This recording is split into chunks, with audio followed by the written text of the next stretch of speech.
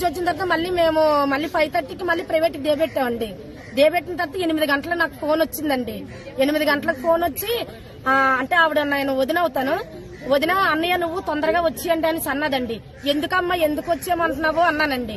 అంటేనేమో లేదు అర్జెంట్ గా రమ్మందండి అన్నది. అంటే మరి అర్జెంట్ గా రమ్మన్నదంటే పాపకి ఏమైంది నువ్వు చెప్పు అనేసి నేను అన్నానండి. ఏం కాదు మీరు అర్జెంట్ గా వచ్చేయండి అన్నదండి.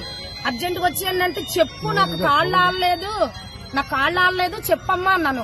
చెప్పమ్మంటే ఏమీ లేదు మీరు భయపడవలసిన పని లేదు, కడుపు నొప్పి వస్తుంది అన్నది.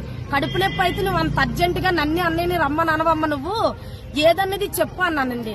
అంటే నువ్వు అర్జెంట్ గా అంటే ఇంకా మా బాబు నేను మా ఆయన తర్వాత ఇంకో మా ఆయన అందరం కలిపి వచ్చామండి. వచ్చేటప్పటికి పాప పరిస్థితి ఎలా ఉందో తెలుసా అండి, అసలు ఇంకా హార్ట్ ఆగిపోద్దేమో అనే పరిస్థితిలో ఉంది. అలాగా జడిసిపోయి తర్వాత అలా కొంతసేపు కూర్చోబెట్టి ఆ మంచినీళ్ళు అయ్యి పట్టి అవన్నీ చేసి మేము 8:30-9 వరకు ఇక్కడే ఉన్నామండి. అప్పుడు తీసుకెళ్లామండి. తీసుకెళ్లి ఇంటికి తీసుకెళ్లేసరే ఆ శివరింగ్ తగ్గలేదండి. ఆ పాపకి శివరింగ్ తగ్గలేదు. ఆ మార్నింగ్ కూడా అలాగ మౌనంగా ఉండిపోయిందండి. అసలు ఏం జరిగిందమ్మంటే ఇలా చెప్పిందండి. మరి ఇప్పుడు ఈ పాప చిన్నప్పటి నుంచి వాళ్ళ దగ్గరే జాయిన్ చేశాను. మరి ఇది చిన్నపిల్లే కదా, మరి అలాంటి ఆడపిల్లలు బోల్డ్ మంది ఉన్నారు కదండి.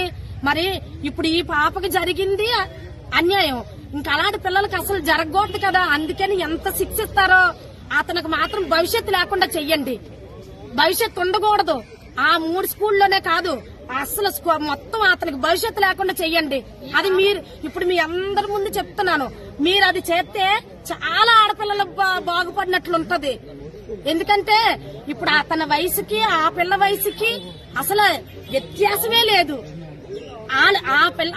అతని పిల్ల పాప బాబుని ఈ పిల్లతో చదువుకుంటున్నారట. మరి అతనికి ఎంత ఇంకిత జ్ఞానం ఉందో, అతను మాస్టరేనండి. అందుకనే మీరు మాత్రం ఏం చేస్తారో తెలీదు. ఇప్పుడు నా పిల్లనే కాదు ప్రతి ఆడపిల్లకి ఇదే